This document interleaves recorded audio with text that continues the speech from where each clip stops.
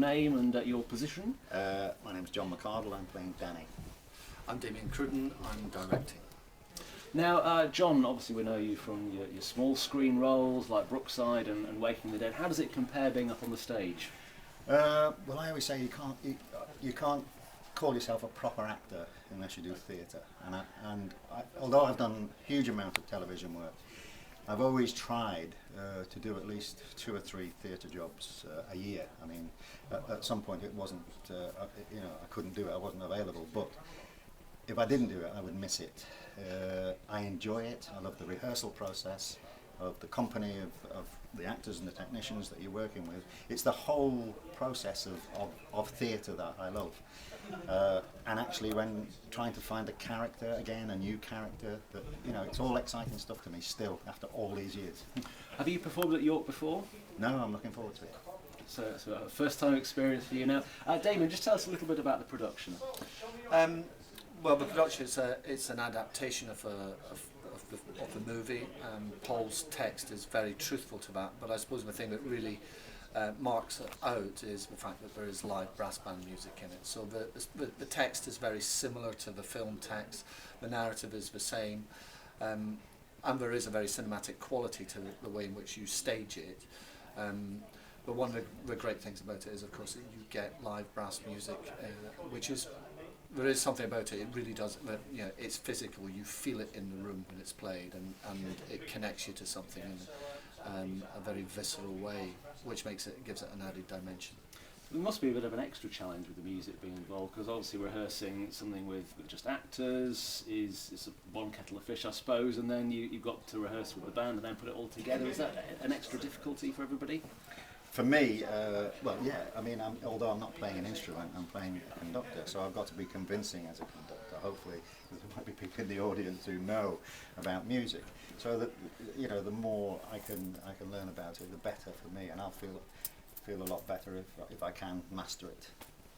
So yeah, and so we'll be working with the musical directors of the brass bands will be helping John in terms of marking that through, and when we do the brass band rehearsals, John will be there in shadowing the conductors there. So there'll be, and then there'll be extra times in which John is just working on that with. And we have musicians in the company, so 6 of our company are musicians.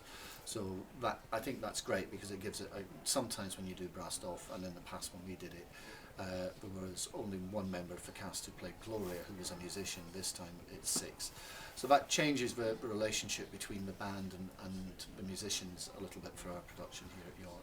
So John, will you effectively be having to learn to conduct then? Oh yeah, definitely. Yeah. I mean, I've always, whatever role I approach, no matter what it is, I try to learn as much as I can about that profession or that background of that person as authentically as I can. And that's the work you put in. And it is important, because if John's out, it'll throw the band, because John, there won't be another conductor stood there. It'll be John. Yeah. So and the most important thing about it is keeping time. I mean, that's and the accenting of it, and you cannot put somebody in that relationship to band and it doesn't have an impact. So it is about learning how to do it. It's very specifically for the 4 or 5 pieces that have to be played. But for it to feel right and for it to work, it's got, John has to make that journey.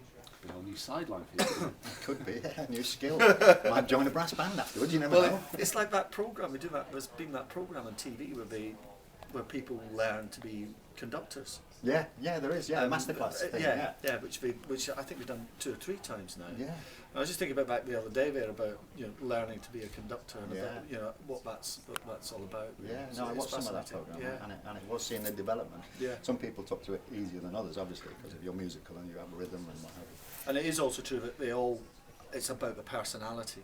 And what John has to do, he has to then filter that through the characters. It's the character's personality that has to come through. Because there is something in the script which Shane, is it Shane? He mentions the style of Danny's conducting. It's mentioned in a stage direction. He has he's a younger conductor, and so they have a different style altogether.